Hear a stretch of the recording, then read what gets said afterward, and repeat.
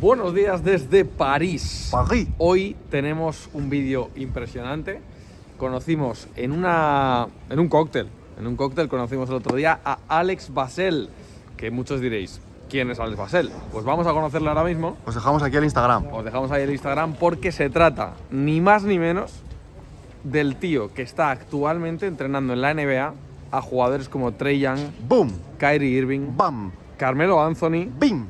entrenó con Kobe Bryant. Bim. Vamos a hablar con este tío que tiene una historia increíble. Vamos.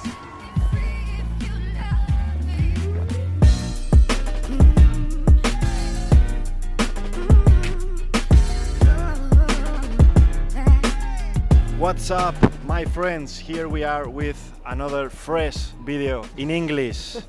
Alex, we always do the videos in Spanish, of course, because our community speaks Spanish. You're born in Spain, man. That's good.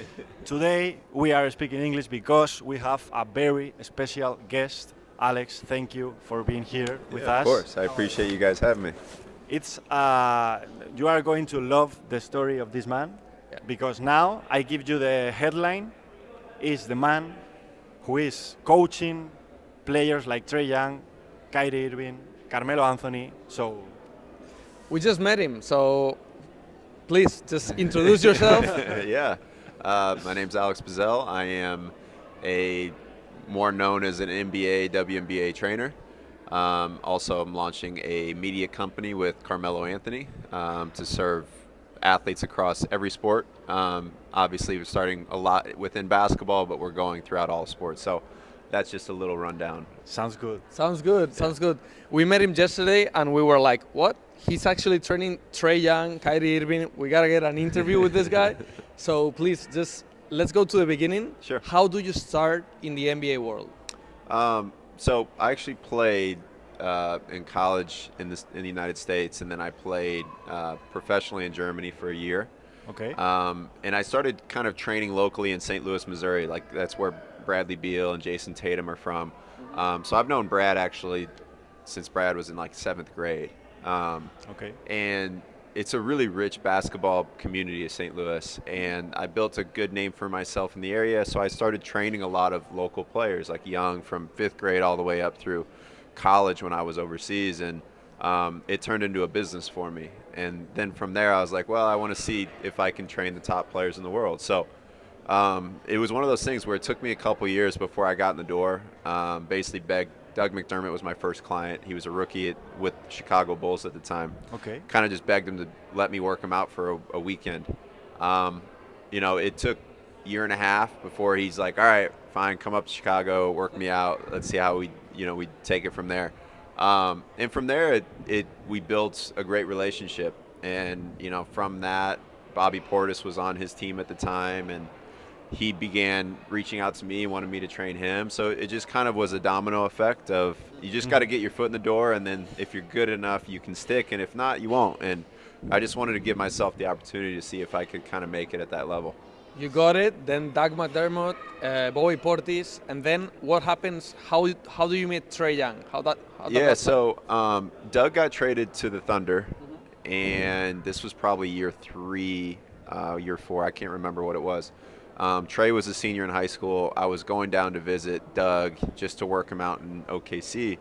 And it just so happened that one of my coaches I knew, so Trae played for MoCan with Michael Porter AAU. So they played on the same club actually in Missouri.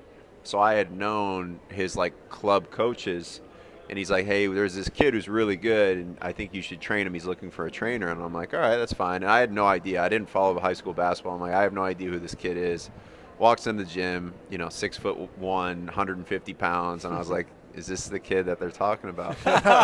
and from there, he wasn't the Trae Young we know today, right? And no one knew who he really was. He didn't make there's a couple different All-Star games. There's of course the McDonald's All-American game, which is the top one for high school, and then you have the Jordan Brand Classic. Yeah.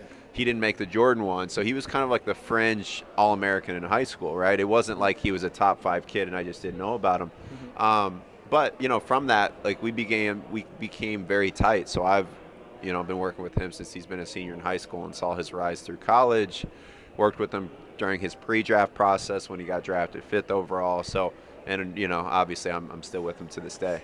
So he is where he is because of you. No, that's definitely not the case. That's definitely not the case. But it's a fun challenge because he's kind of been thrusted into one of the young faces of the NBA. And a lot of people didn't even know if he'd be able to make it in the NBA or stick in the NBA. So it's been cool to watch that journey and be alongside of it. And just every day, you got to solve new problems. Every player has different problems, and being a part of that process from like the start, and then obviously plan on being there all the way to the finish. It's going to be a fun journey. We'll talk now about other NBA players that you've been involved with. But first of all, Carmelo Anthony. Yes, but first of all, when you met Trae, did you know? Like, you saw him play first couple days in the gym. Yeah. Did you know, like, I got a superstar here or not? No, and the reason it's a truthful answer because Trae, he has this unique ability when like the lights are the brightest and there's people and everyone's watching. That's when he is at his peak, and he steps out and shines when it's like the stage is at its peak. And during a workout, it's just a workout. It's like you can't really tell. And the way he moves is so much different, right? Like, for instance, if I put him through drills, he'll look very similar to a lot of different players, even college players. But when you put someone in front of him, like when you go live and do those drills, then that's where he looks much different than everyone else because his movements are it's just different, and it's like hard to explain. But that's when I realized, when I started going against him and when we started putting players to try to guard him during workouts, Pressure, like, right? okay, well, he's a different kind of player. Now, I didn't know he'd end up what he is today. Certainly, I didn't expect to see what he did at University of Oklahoma when he came out and led the country in scoring and assists as a freshman. But He went crazy. it's you never know until you're in that situation either. There's only so many LeBron James of the world where you can know immediately, like, yeah, that guy's a little bit different than everyone. So, but yeah, I didn't know right away.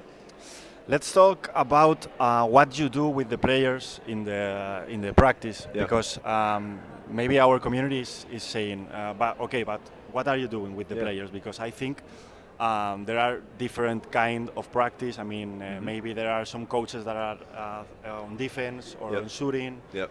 What is your specialty, or what you do with the players?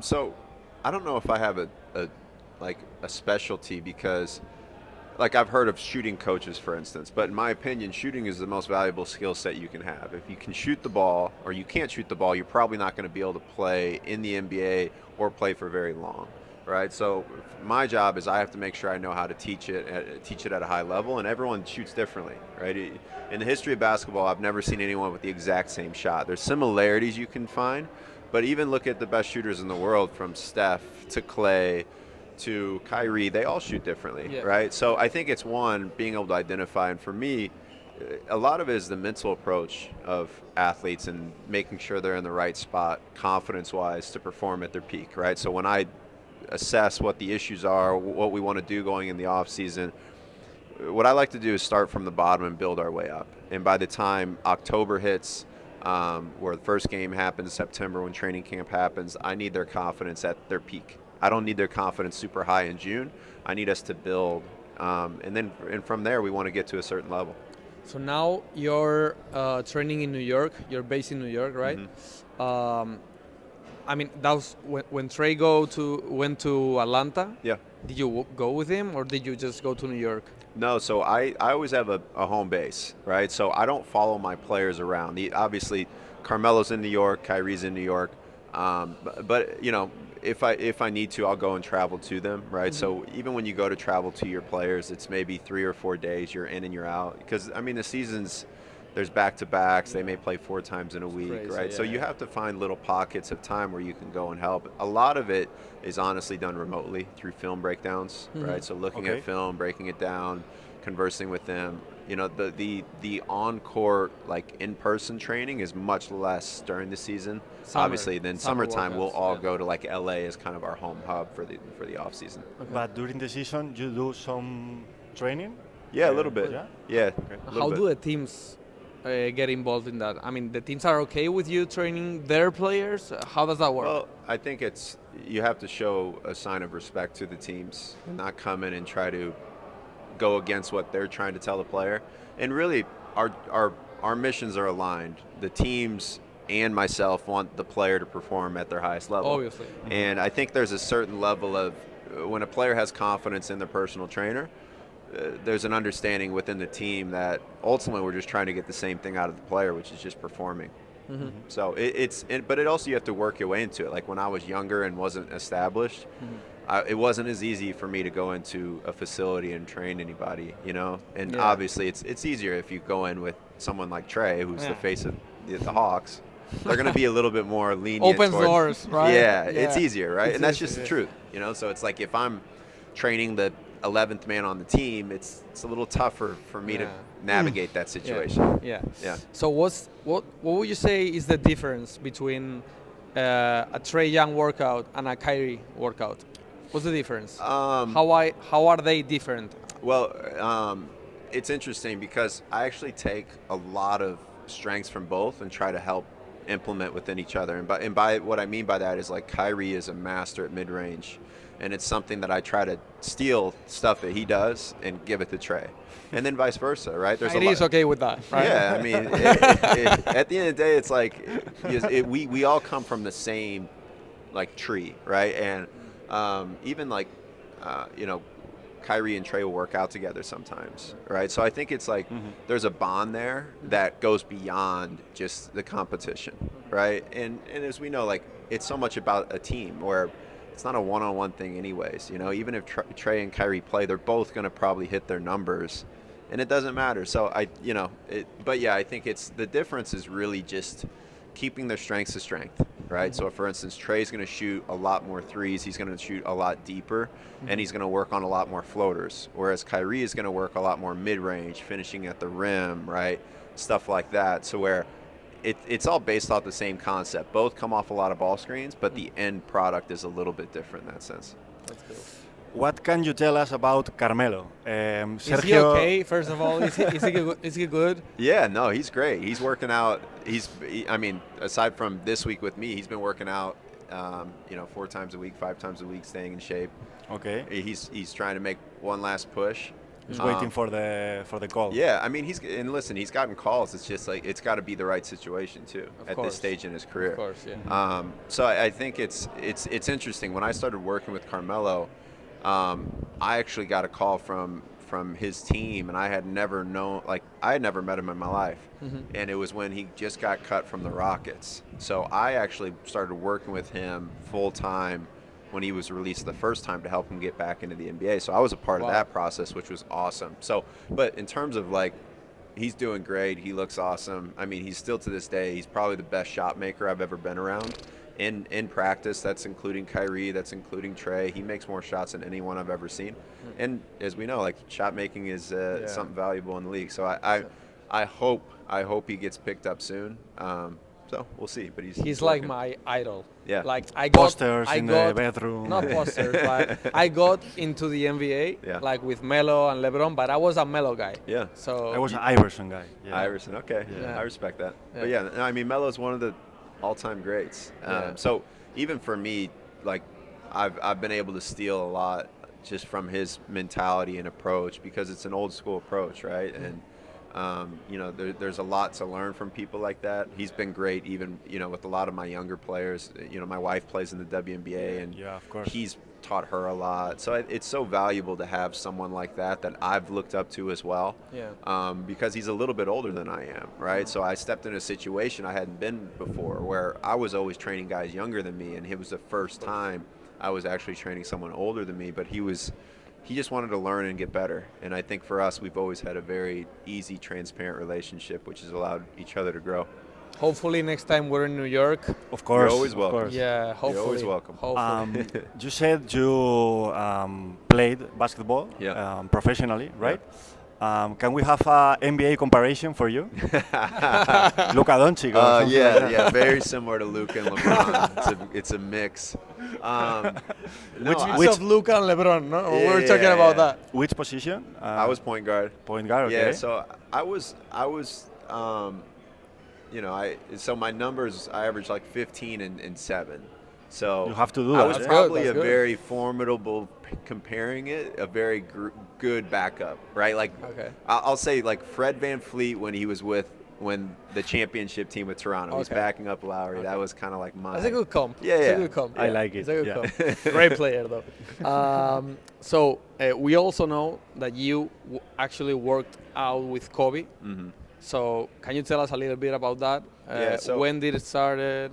Yeah, so Kobe actually, I actually trained Gigi. So I was Gigi's trainer, and we met. So my wife played at UConn, University of Connecticut, which is where Gigi wanted to go. So he had reached out to Nafisa, and she was kind of getting ready to go in the WNBA draft, and we were out in LA, and he asked us to come through and work out for his girls team, which Gigi was on. So that's how we met. And a month later, he had called me. He said, "Listen, I want you to come out. I want you to move to LA. I want you to work with my daughter. I'm building out this thing called Mamba Academy. There's a lot we can do together." And that's really how the relationship started. And for me, the way you are about Carmelo, I was that way about Kobe. I'm Yeah. like that with Kobe too. Okay, everyone is, right? Everyone. Kobe yeah. But, is. so it was an interesting, for me, it was the most valuable experience of my life. And that's what I mean by like everyone's interconnected, because Kobe was always at the helm of like me and my tree. He introduced me to Kyrie. He's the reason I was working with Kyrie. Okay. And then of course Trae and Gigi. Gigi, her favorite player was Trae Yeah, Young, yeah, he was. right, and loved Luka. And so we've all been interconnected in that sense. Carmelo was super tight with Kobe. And so that's where I think the relationships have always been strong because of that common denominator. But for me, it was such a learning experience because I was with him all the time for 3 straight years, you know. Wow. So it was the best, like almost degree in basketball you could possibly think of. I'm sure you took 100 of things, and now you Yeah. teach him to another players. Yeah. So that's just awesome. So we just wanted to know, Alex, really here. I think we have to practice with Alex. Yes, When we go yes, to yes, the, yes. Yeah, we You- would you like think- to do You like think- the exercise Yes. that Kyrie is doing. And Yes. You think you can actually teach me to shoot? I haven't seen you shoot yet, but it depends. I can shoot- teach you to shoot. I don't think- know I how think good. you can. I don't know how good you're gonna end up. I could make your shot look better though. It's a challenge. It's a challenge. we have to do it. Yeah, we do. Well, Alex, Yeah. thank you very much Of course. for I being appreciate here you We with could us. talk for hours, but Yeah. now we have a game. We have a game to go. Yeah. We So- have a game, and yes, see you in New York maybe Yeah, we'll see sometime. you soon. guys in New York Thank you. or Madrid. Or One of the Madrid. two. Or Or Madrid. Madrid. Or Madrid. Chicos, esperamos que os haya gustado. Pues nada, otro vídeo aquí espectacular con una persona que ya veis Es lo una que maneja. locura. Las conexiones. Tremendo. Chao. Chao.